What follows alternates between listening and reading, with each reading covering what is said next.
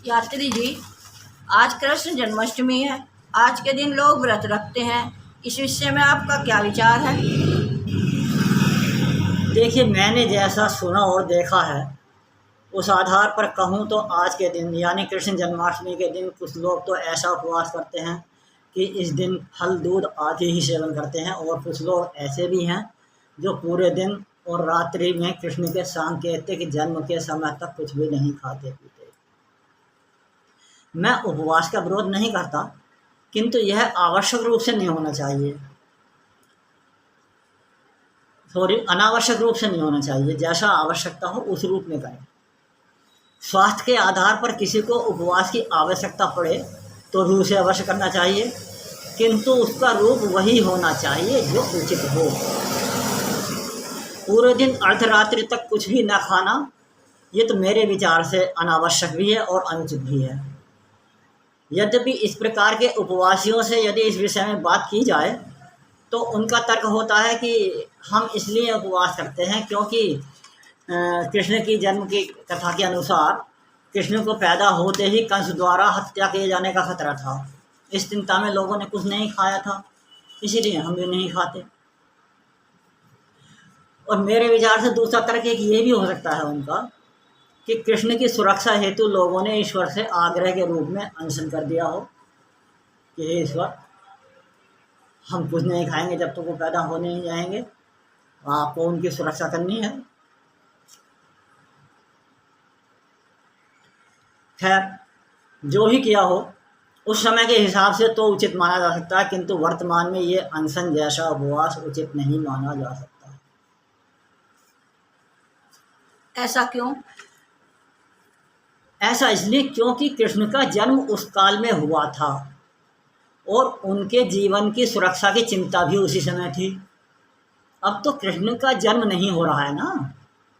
आज तो हम कृष्ण की जन्म दिवस मना रहे हैं, अर्थात जन्म की वर्षगांठ मना रहे हैं। तो ऐसे उपवास की आवश्यकता क्या है? उस दिन लोगों को चिंता रही होगी, किंतु आज तो खुशी का दिन है।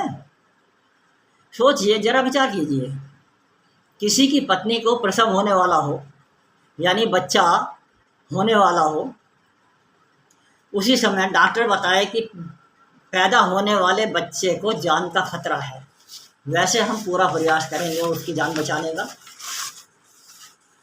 तो ऐसी स्थिति में मैं समझता हूँ कि पूरा परिवार उसी चिंता में खाना पीना छोड़ देगा, उसे भूलकर ईश्वर की प्रार्थना करने लगेगा कि बच्चे की जीवन रक्षा हेतु।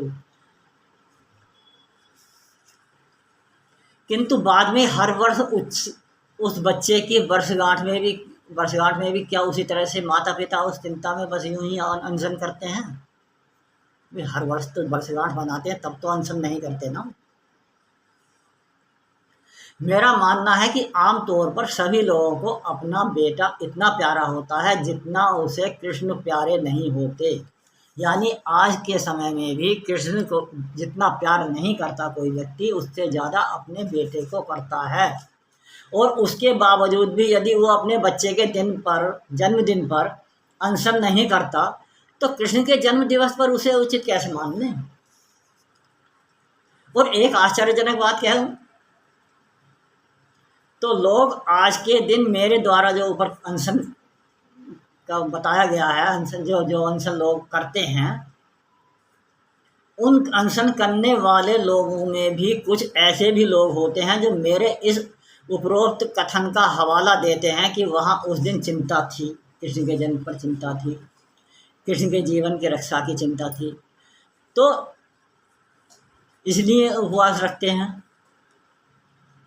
मेरा कहना है कि ऐसे लोगों में भी ऐसे बहुत सारे लोग शामिल होंगे जो चाहते होंगे कि कहीं कृष्ण फिर से पैदा ना हो जाए, क्योंकि वो तो दुष्टों के शत्रु थे। अब आगे आप समझ ही गए होंगे।